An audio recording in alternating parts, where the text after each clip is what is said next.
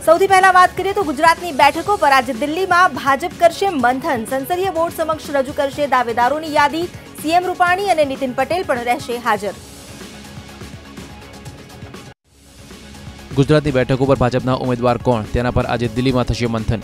ભાજપની સંસદીય બોર્ડની બેઠકમાં ઉમેદવારોની યાદી પર ચર્ચા થશે, જેમાં જોડાશે સીએમ રૂપાણી, નાયબ મુખ્યમંત્રી નીતિન પટેલ, પ્રદેશ ભાજપના પ્રમુખ જીતુ વાઘાણી સહિતના નેતાઓ.